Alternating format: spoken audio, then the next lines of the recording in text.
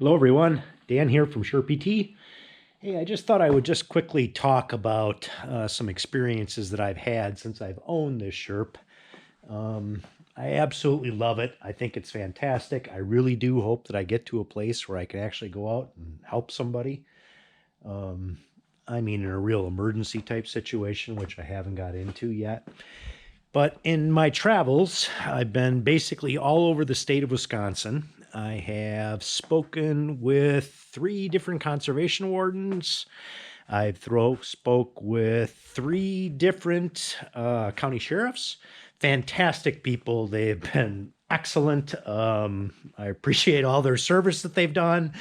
They were very professional through the whole thing, and I just wanted to share some of the things that they've emphasized.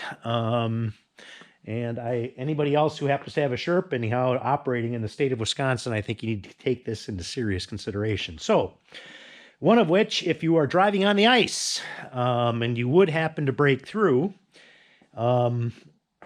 is in the event that you leave a hole that's greater than 16 inches, reality, you leave a hole and somebody can get hurt.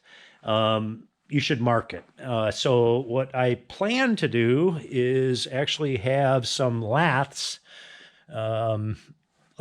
pieces of wood that you would use. I don't know, I just call them laths because that's what we called them when I worked in tobacco. And I'm painting them orange. I'm going to put them in the back of the Sherp. And then what I can do is if I would happen to break through, I could put those out. I broke through once and I put out cones. I plan to go there actually in the spring. I'm guessing that they actually went down into the water because it got warm and everything melted and the ice moved around and so forth. So I think that those might be at the bottom of the lake, but I know I can grab them. Another thing is you cannot disturb the lake bottom. So in other words is, if you would break through and you are in, let's say, less than a foot of water, and you touch the bottom, that is something that is a violation. So don't do that. And most of the time, I don't think that really should be an issue in the first place if you use your head.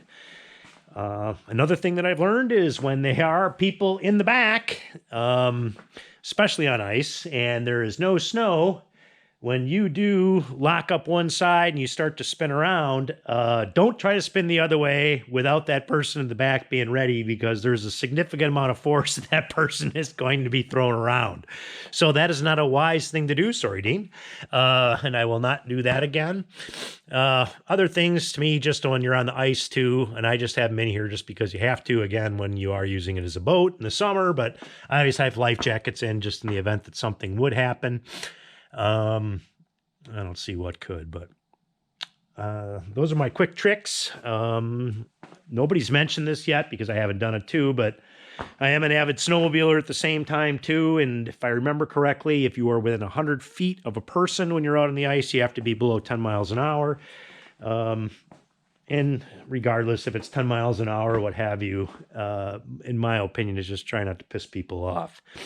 Kind of had 2 different people so far. People absolutely love the Sherp, and then there's people that just look at it and go, oh, that's bad. And I get it. It's something that's new. There is becoming more and more of them. But that's about it. So, hope this is helpful.